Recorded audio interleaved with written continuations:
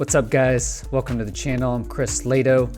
Today's video goes through an interesting article released on the Mail, so the Daily Mail online. It's basically an update article from the 2019 drone swarms that Jeremy Corbell broke.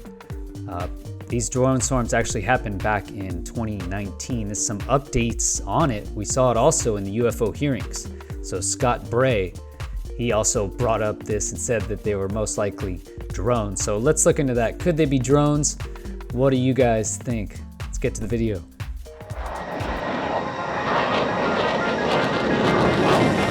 Chris Lato, welcome to Lato Files.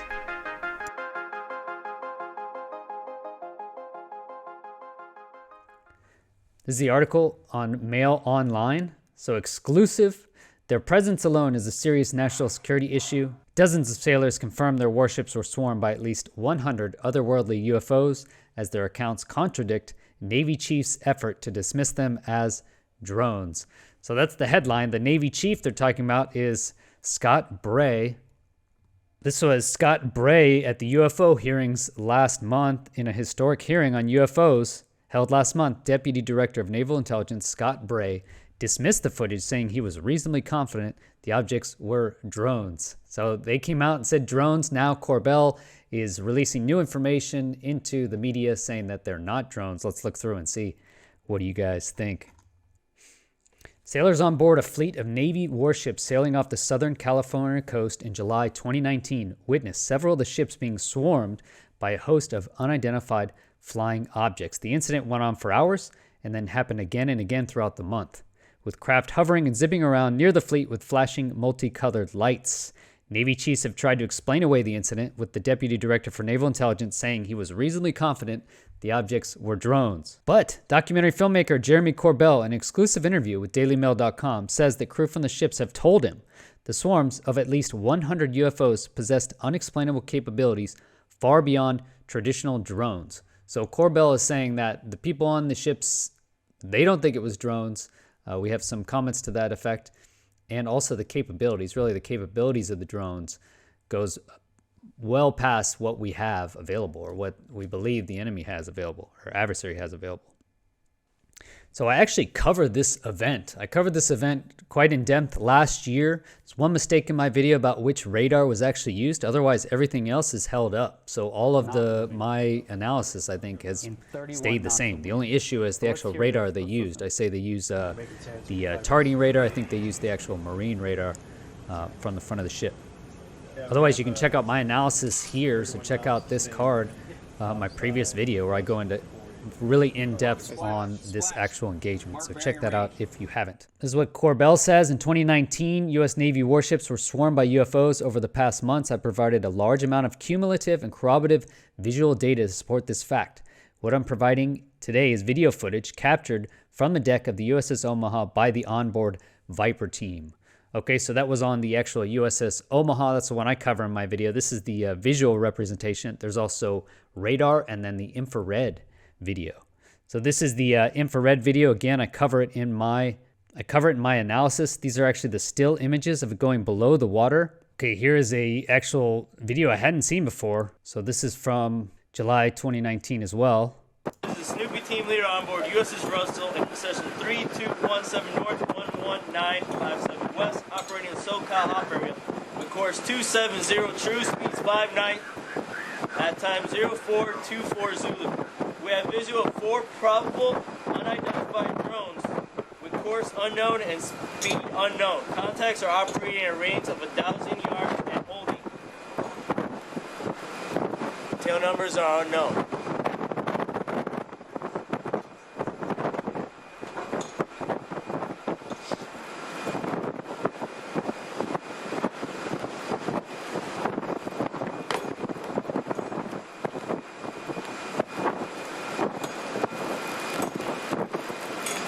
So this is a new video I hadn't seen before. I believe Mick West said that these are stars, which I just can't believe that they would assume these are stars at 1,000 yards. So he says 1,000 yards, that's only 3,000 feet. That's very close. So in the air environment, that's super close, meaning they would see these things easily with their eyes. Like, there it is. I'm looking at it right there with my eyes, and now I'm looking at it with the night vision goggles. So the idea that these would be stars just seems ridiculous to me, actually. If people are there and they can see it, I guess you can just make the assumption that they're totally morons and they couldn't just look over there and say, there it is right there. I mean, it's half mile away. So that would be my first indication. Next, he says the actual location. So if you listen here, he gives the GPS coordinates. On board USS Russell in position 3217 north, 3217 north. 11957 west, operating in SoCal. 119 class of west. So I put these into Google Earth. Okay, this is the original Omaha video he mentions in there. This is the radar screen videos you can see in there. This is the FLIR, basically where you see the orb go into the water. That's basically where that happens there, water splash. Is what I saved for that. This video I just showed is this one here. Okay, so basically these 4 UASs, where they say it's 1,000 yards away, 4 UASs. I mean, you look, this is pretty far from mainland. So if we actually go and measure it, 52 miles, 47 miles. I mean, that is out in the middle of nowhere, essentially. Okay, and we'll see later that drones can't fly that far, so it'd have to be on some sort of ship. And they actually knew that the ships were out there. There was only one ship operating in the north. And again, we'll say, basically one of the experts in this article claims that you can only go out to around 7 miles, what normal drones have, at least quadcopters. Okay, so interesting. This is basically the layout.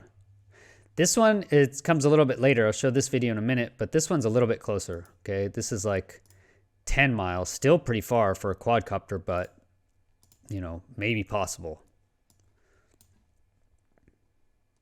Contrary to the official Navy version of events, the shocking claims raised the prospect that the craft filmed and caught on radar about 100 miles off the San Diego coast were either incredibly advanced foreign technology or something otherworldly. So you see there, even the closest island was 50 miles away, 50 nautical miles. So that is quite far.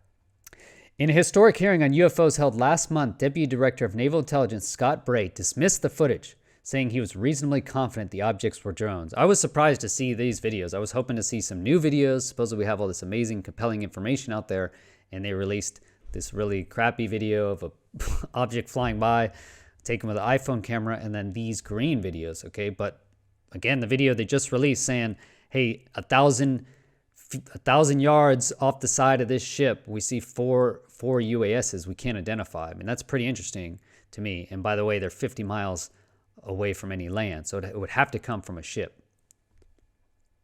And by the way, our ships know what other ships are out there. Okay, that's what they're doing. That's what they're doing out there. So let's look. Could these be drones? According to Corbell's sources and the Navy's own documents released under the Freedom of Information Act, these craft's capabilities included hovering at altitudes up to 21,000 feet, flying for more than 4 hours, traveling long distances in one flight, and being apparently impervious to anti-drone Navy technology. Quite interesting. Okay, so this is probably the most interesting paragraph for me in this whole article, because you can't have everything in the air, right?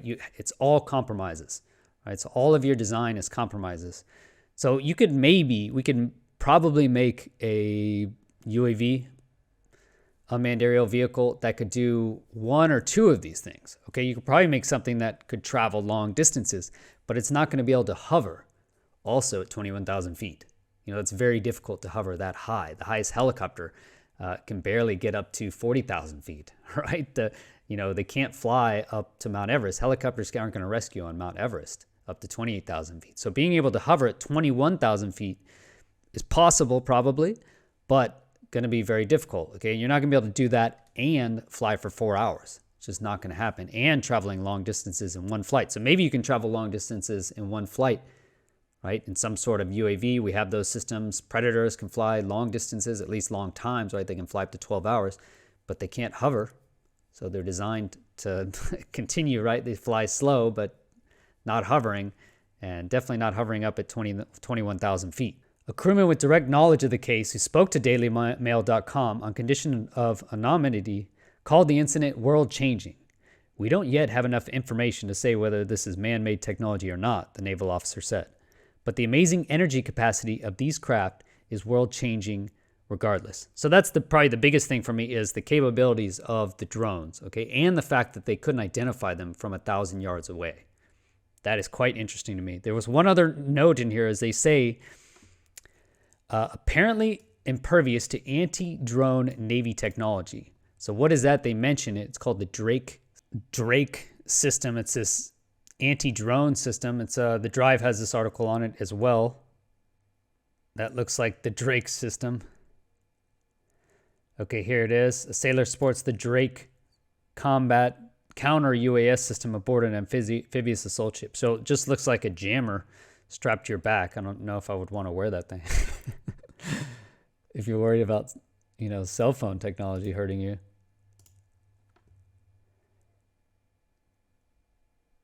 Drone restricted access using known EW. Man, they'll come up with anything. So this is it, Northrop Grumman program. Let's get a video of it.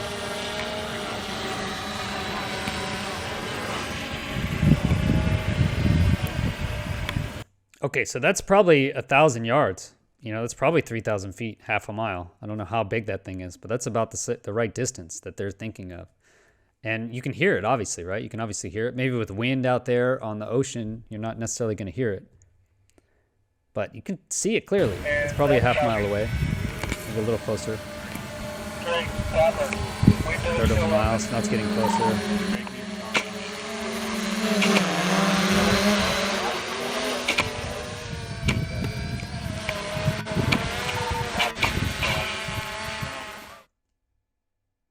Okay, so that basically jams it. So that would jam the UAV. The problem with that is if the UAV is autonomous, right? If it has anti-drone, anti-jam technology, then maybe it doesn't need signals. It's just going to fly on its autonomous route. So that's the Drake system. So that wasn't working as well. It sounds like they did try that, but again, it's going to jam the signals.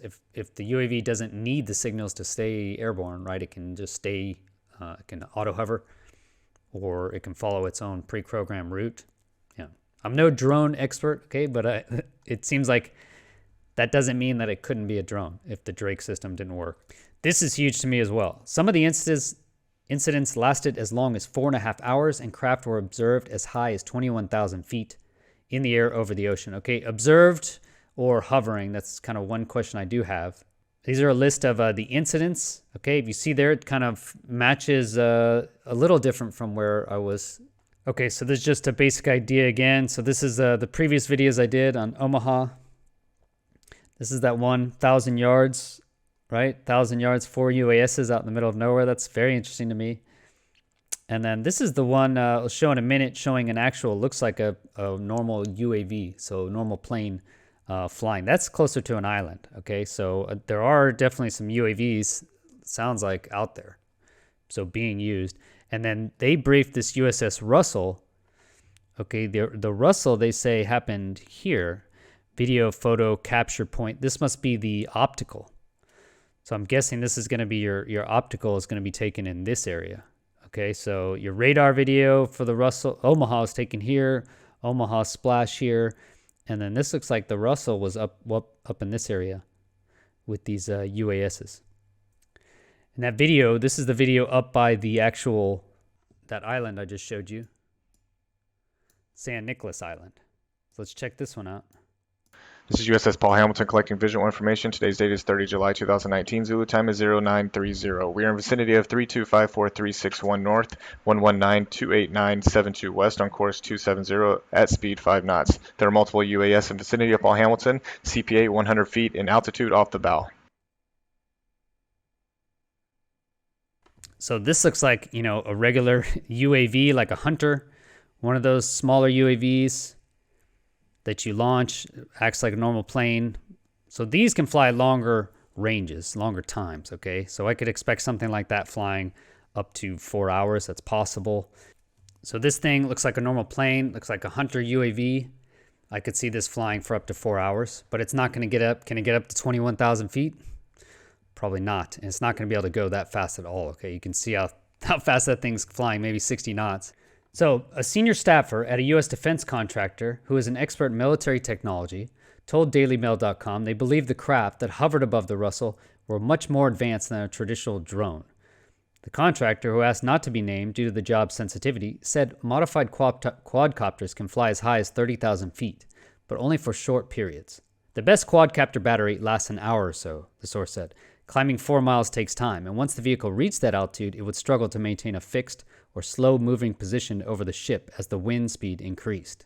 Footage of a radar screen detecting a swarm of the USS Omaha in July 2019 shows 9 drones moving up to 138 knots, with winds of 31 knots. Again, I covered that in my previous video. Maintaining position under such conditions would increase the energy burn and greatly limit the time on target to just a few minutes, especially considering the quadcopter has to return to its point of origin. In addition, the reports mentioned the vehicle was illuminated, further increasing its power drain, the defense contractor added. The military top expert said top quadcopters have a maximum range of about 7 miles, meaning their launch site would have to be near the warships. So that's interesting. The video we just saw there of that flying plane, right? That is not a quadcopter. That thing cannot hover. Okay, so if they're detecting these things stopping, hovering, and maintaining out there at 4.5 hours, those things combined together, okay, that is definitely advanced technology to me. And I agree. I don't know if we do have drones that can do that. If there's drones that can hover for 4 hours, fly up to 138 knots, and go up to 21,000 feet, okay, that seems pretty amazing to me. And yeah, the other thing really important to me is they should be able to identify these things, right? 1,000 feet off the ship, it's not a star. It's not identified as a star, okay? I mean, I just don't see how that could be even possible. Corbell told DailyMail.com he's communicated with dozens of sailors, including one on board the USS Russell, who reports to have seen one of the objects accelerate instantaneously into the upper atmosphere and out of visual range. So from Corbell, reports I've obtained, interviews I've conducted, and testimony I've documented on camera affirm that these were not positively identified as conventional drones. So interesting article. Article does go on to say that several of the crew members said they didn't think they were drones, but didn't know how else to document them. I think that's also interesting. What do you guys think of this engagement? Do you think it's possible these sailors incorrectly identified or couldn't identify something 3,000 feet off the ship, or identified it as a star, didn't realize it was an actual UAS? Or do you think these are actual advanced UAVs from adversaries such as Russia or China? Or, could it be this Bass Strait, right? They say it's the Navy, or Scott Bray basically said that most likely these were UAVs coming off of this ship, the Bass Strait, after it had docked in Long Beach. Corbell told DailyMail.com that basically it was 100 miles away when some of these actual sightings were seen, right? And like we just saw, any quadcopter can only go about 7 nautical miles. So interesting stuff. Want to get a quick update video out there. Keep you guys updated. Let me know what you think. I read all the comments best I can. Smash that like button. It really helps the algorithm. If you like this content, subscribe for future notifications of my videos. I'll release a video at least every Friday, and then support the channel at patreon.com/Chris Slato. We can always use your support at uapsociety.com as well. Thanks for being here. Have a great week. Peace.